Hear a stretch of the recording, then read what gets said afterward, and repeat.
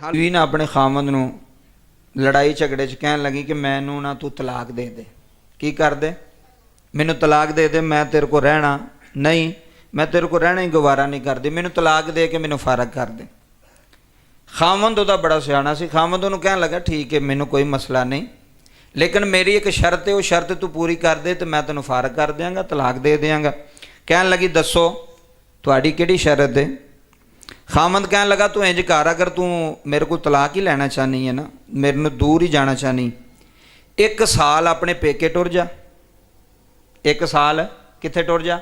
अपने पेके टुर जा, माँ प्यो के घर टुर जा, तो माँ प्यो के घर जाके बच्चे भी नाल लै जा, तो उन्होंने तू जाके दसना भी मैनू उन्हें फारग कर छड़िया, मैनू उन्हें तलाक दे छड़ी। कोई भरा पूछे, कोई भैन पूछे, कोई सहेलियाँ पूछन, तो तू की कहना भी मैनू उन्हें फारग कर छड़िया, घरों कढ़ छड़िया, तलाक दे छड़ी। तो साल तो बाद तू मेरे घर आना, साल तो बाद फिर मैं जिमें तू कहेंगी उंज ही मैं साइन कर देंगा, तेन फारग कर देंगा। उन्हें कहा ठीक है तेरी शर्त मैनू मंजूर है। उन्हें जनाब बोरी बिस्तरा चुके, आप बच्चे नाल ले पेकियां दे घर टुर गए। पहले 2-3 दिन की होया जी, उन्हें कहा जी मैनू उन्हें फारग कर छड़िया, तलाक दे छड़ी। वो सारे आख्या कोई गल नहीं, भरावां आख्या असीं तेरे भरा वां, भरजाइयां आख्या कोई गल नहीं असीं भी तेरियां अपनियां वां, माँ प्यो भी आख्या कोई गल नहीं, साढ़े ते किहड़ी तेरी रोटी भारी है, तू साढ़े घर आई है, कोई गल नहीं, खा पी राम सकून ना रह। अच्छा जी, जो कोई महीना 1.5 महीना 2 महीने गुजरे ना, वो जड़ियाँ भरजाइयां सन घर दी, उन्हें भी सोचा, उन्हें कहा ये तो तलाक याफ्ता इत्थे आ गई, इन्हें तो हुण जाना ही नहीं इत्थों, ये ना सानू खाण देंदी चज दा, ना साढ़े बंदियां नूं साढ़े कोल बहन देंदी है, तो बड़ी डैन साढ़े घर आ गई। उन्हें आख्या भी किसी तरह इनू कढ़िया जाए, तो कढ़िया किवें जाए? वो तो कह गई कि मैं तलाक लैके ते घर आ गई हाँ। वो भरावां भी आस्ता आस्ता जो बच्चे आपस च लड़न लगे, भरावां भी आख्या भी ये किहड़ी चीज़ साढ़े घर आ गई है। पहला भैन सी, वो बाद च उन्हें सोचा भी ये तो साढ़े तो वड्डे ने सोचा मेरे ते पै जाएगी, छोटे ने सोचा मेरे ते पै जाएगी।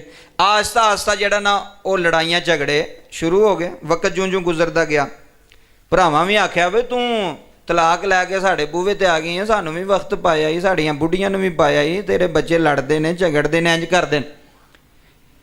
हुण भरजाइयां कोल भी आस्ता आस्ता छुट्टी होनी शुरू हो गई, वो भी दूर होनी शुरू हो गई, भरा भी आखिर किन्नी देर आस्ता आस्ता उन्हें 2-4 महीने वेखे। उन्हें भी पहले जड़े आके 500 रुपया देंदे सन, हुण आके सलाम ही नहीं सन लैंदे भी ये नैश कित्थों साढ़े घर आ गई, असां इन्हां विआह कीता, शादी की, इन्ने पैसे लाए, हुण फिर साढ़े ते बोझ बनन आ गए। आस्ता आस्ता माँ ने भी, माँ का भी रवैया बदलना शुरू होगा। किन्नी देर माँ भी उन्होंने गालां कढ़नियां भी तू तैनूं उत्थे विआहिया सी ते तू फारग हो के बच्चे लैके हुण मेरे पुत्रां दे घर आके बह गई है, तो इत्थे हुण की करना ही।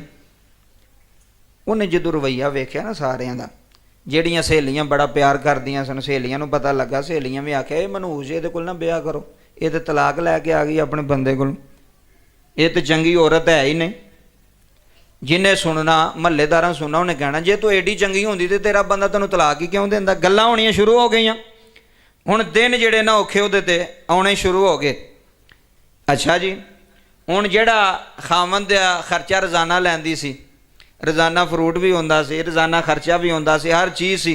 हुण वो उत्थे सहूलत, उत्थे रोज़ाना गालां सुननियां, रोज़ाना ताने सुनने, रोज़ाना मेहने वजने उत्थे वे तू कित्थे आ गई साढ़े घर को, अपना बोरी बिसरा अपना बंदोबस्त कर। उन्हें जदों भरावां दा रवैया वेख्या, भरावां दा रवैया भी बदल गया, भरजाइयां दा वेख्या उन्हां दा भी बदल गया, माँ प्यो दा भी बदल गया, सहेलियां दा भी बदल गया, महल्लेदार भी जिथे निकले लोग गल्लां कराया आई जे तलाक याफ्ता, ए आई जे जिन्हें बंदे को जान छड़ा के आके पेके आके बह गई। बहुत परेशान, बच्चे भी रुल गए, आपी भी रुल गई।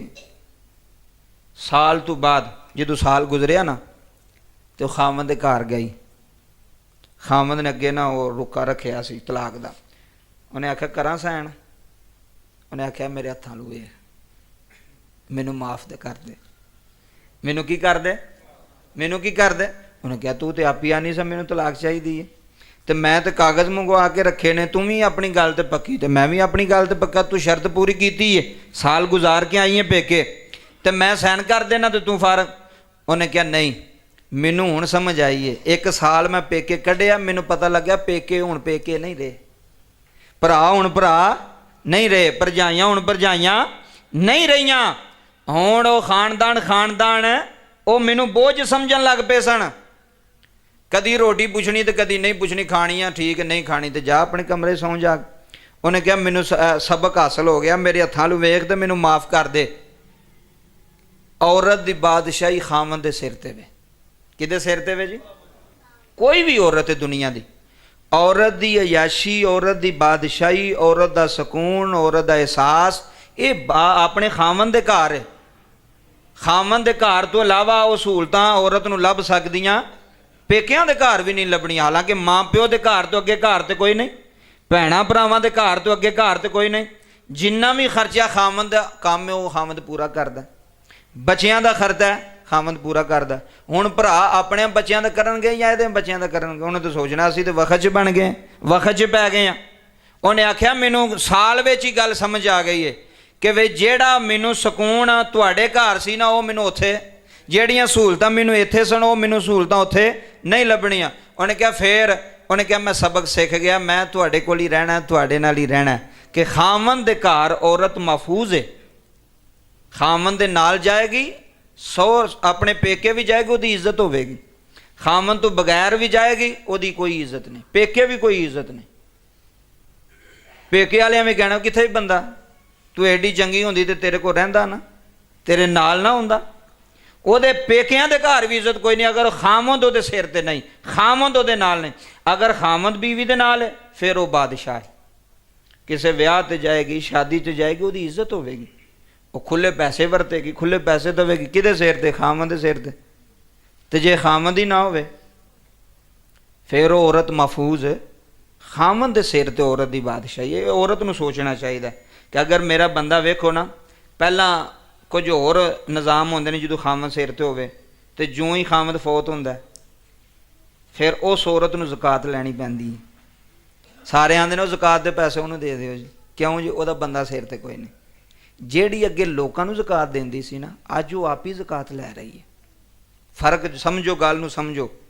ਜਿਹੜੀ ਕਿਸੇ ਨੂੰ ਸਦਕੇ ਵੰਡਦੀ ਸੀ ਨਾ, ਕੰਮ ਵਾਲੀ ਆ ਗਈ ਉਹਨੂੰ 500 ਦੇ ਛੜਿਆ, ਕੋਈ ਹੋਰ ਆ ਗਏ ਉਹਨੂੰ 500। ਜਿਉਂ ਹੀ ਖਾਮਦ ਸਿਰ ਤੋਂ ਗਿਆ ਫਿਰ ਉਹਦਿਆਂ ਸਕਿਆਂ ਜਿਹੜੇ ਦਿਓਰ ਸਨ ਉਹ ਹੁਣ ਇਹਨੂੰ ਸਦਕਾ ਦਿੰਦੇ ਨੇ, ਉਹ ਇਹਨੂੰ ਜ਼ਕਾਤ ਦੇ ਪੈਸੇ ਦਿੰਦੇ ਪਏ। ਸਾਡਾ ਭਰਾ ਕੋਈ ਨਹੀਂ ਰਿਹਾ, ਹੁਣ ਇਹਨੂੰ ਦਿਓ, ਚਲੋ ਭਰਜਾਈਏ ਘਰ ਦੀਏ।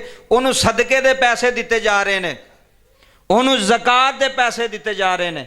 ਖਾਮਦ ਏਡੀ ਵੱਡੀ ਨੇਮਤ ਹੈ, ਸ਼ੋਹਰ ਏਡੀ ਵੱਡੀ ਨੇਮਤ ਹੈ ਕਿ ਜਿਹਦੇ ਜ਼ਿੰਦਾ ਹੋਇਆ ਜ਼ਕਾਤ ਦਾ ਪੈਸਾ ਘਰ ਨਹੀਂ ਉਹਨੇ ਵੜਨ ਦਿੱਤਾ, ਸਦਕੇ ਦਾ ਪੈਸਾ ਘਰ, ਭਰਾਵਾਂ ਦੇ ਪੈਸੇ ਉਹਨੇ ਆਪਣੀ ਬੁੱਢੀ ਨਹੀਂ ਦੇਣ ਦਿੱਤੇ। ਉਹਨੇ ਕਿਹਾ ਮੈਂ ਜ਼ਿੰਦਾ ਵਾਂ, ਮੈਂ ਆਪਣੇ ਬੱਚਿਆਂ ਦਾ ਕਰਾਂਗਾ, ਮੈਂ ਆਪਣੀ ਬੀਵੀ ਦਾ ਕਰਾਂਗਾ।